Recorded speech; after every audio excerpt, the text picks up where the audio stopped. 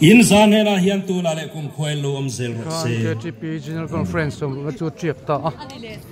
ma som trong china zo nu in za ina hian in khom zong zong hi mi sing thum sanga zire samni pasari ania chu an zia thei chin ni a zia thei lo chin po khan tam tak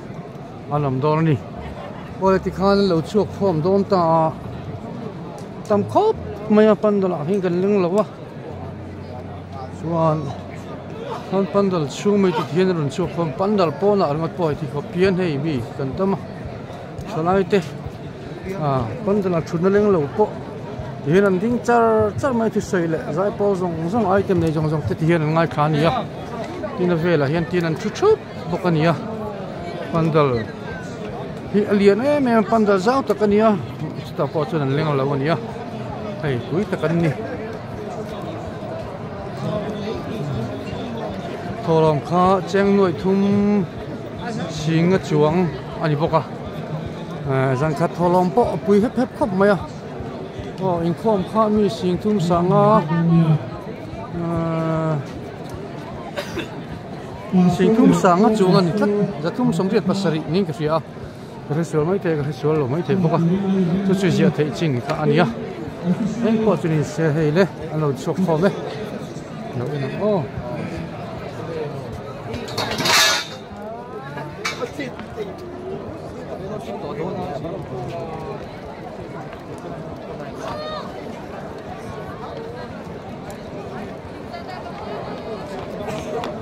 KTP General Conference với sầm rực na ngô pa thank you alo triak ta thì hiện là tu lo mà ni kholam padin tin te an ho le ka don ni ya te nom chung hian hei sound system nam pok soi ta khan active sound pui le tuk mai te camera te media le ngemo broadcasting equipment sim kha acha em là chang kang ni jang concert na po khati nga chang kan ji an equipment chang kan ji te kan mu thei ani ya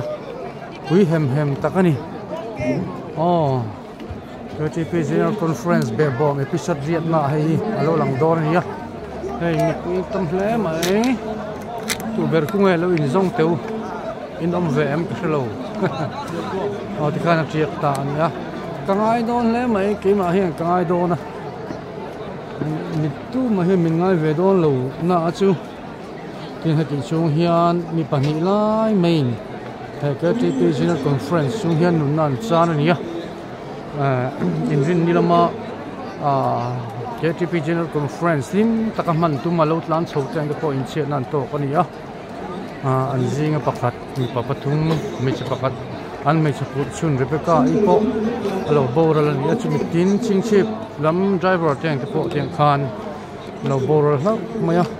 boral te chung ko kan tu pui tak zet ta kan thin a thongin General Conference hi akal lo thei bok si lo wa kan to pui em chewani luiral ram moi taka thamuang takin pathian ang chung in cho lang ti kan ring katani chu po chuni se aka an kalsan an chung te pathian in nompuin karau tiang ni min uap tat se chen chip tat se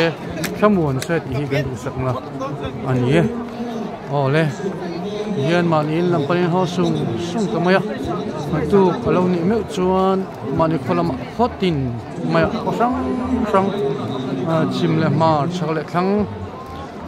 khan mun tak mani kholam panin kan ho to do ani a wa han mai om do ne ti hi ni ril wo om chu ai om do le ni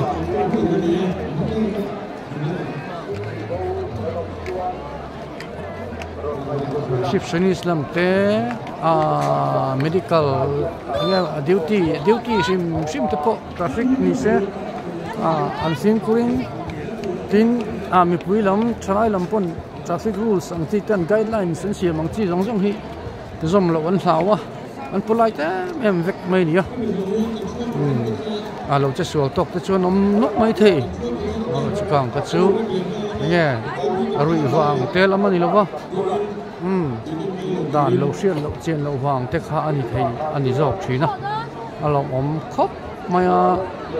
ngô bọc hot lang in tết nó sắp tắc mày tên cái hi takin lang chiang em mày nó làm thuกันsoi pa ni ao kha zong kha zaina chuan media lama kan ki thei ani ka channel min lo hu saka min lo thak sak thin tu te min lo thi sak thin tu te in zara waini a hinai subscriber po sing kan lo chung ve ta kan lo em kan ti thei ni lo pathian kho ina ni ti kan sia chu kan ma chu ani hil dang wang ani lo ti kan sia ko jini se ti hian kan mang tha ani mang tha ngok ile mani khuwa dam takin tuang takin kan theng theu don ania